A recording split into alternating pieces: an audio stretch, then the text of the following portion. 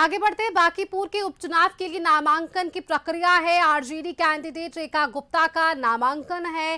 थोड़ी ही देर में रेखा गुप्ता का नामांकन होगा। नामांकन के समय बड़े नेता यहां पर मौजूद रहने वाले हैं। अधिक जानकारी के साथ संवाददाता अंकित हमारे साथ जुड़े हुए हैं फोन लाइन पर। अंकित, देखिए, जिस तरह से अगर बात करें बांकीपुर विधानसभा के उपचुनाव की, तो ये बाय इलेक्शन इसलिए एकदम खास हो रहा है क्योंकि जो कैंडिडेट्स हैं इस बार, कई बार मंचे हुए कैंडिडेट, कई बार ऐसे नए प्रत्याशी सामने आ चुके हैं। उनमें से एक नाम रेखा गुप्ता का है, जिन्होंने पहली बार भी अपनी किस्मत आजमाई। इस बार वापस से चुनावी मैदान में आज नामांकन है, क्या कुछ जानकारी उसके तहत? जी बिल्कुल सुष्मिता, देखिए बांकीपुर विधानसभा सीट पर उपचुनाव होने हैं। इसको लेकर के जो राजनीति हलचल है वो काफी तेज हो चुकी है और सभी जो पार्टी है वो अपने अपने प्रत्याशियों को मैदान में उतार चुके हैं। सभी के नाम की घोषणा हो गई है और आज जो है दो पार्टी जो है एक साथ नामांकन करने के लिए पहुंचेगी।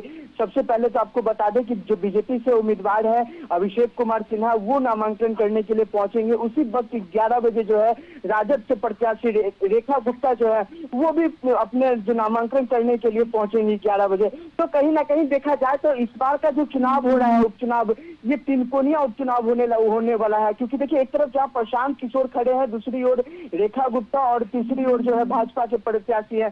तो कहीं ना कहीं इस बार का जो चुनाव है वो काफी अहम चुनाव माना जा रहा है। और देखिए रेखा गुप्ता की अगर बात की जाए सुष्मिता, तो रेखा गुप्ता पिछले बार भी जब विधानसभा की चुनाव हुई थी तो उस टाइम भी मैदान में उतरी थी, प्रत्याशी थी।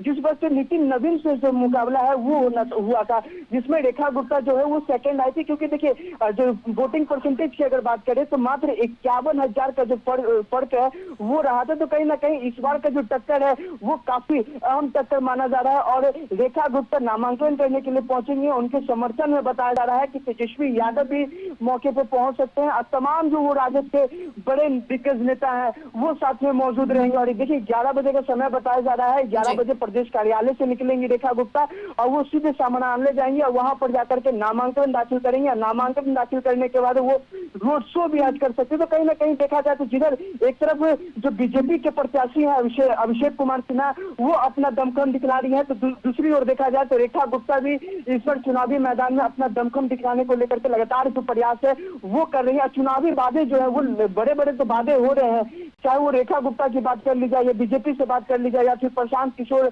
जो जनसुराज से उनकी बात कर ली जाए। तो अब देखना देखिए दिलचस्प इसलिए होगा क्योंकि जो दोनों का टाइमिंग बताया जा रहा है, चाहे वो भाजपा का प्रत्याशी की बात कर ली जाए चाहे वो राजद के प्रत्याशी की, दोनों एक ही साथ नामांकन करने के लिए पहुंचेंगे। वहां का जो दृश्य है वो देखने लायक होगा।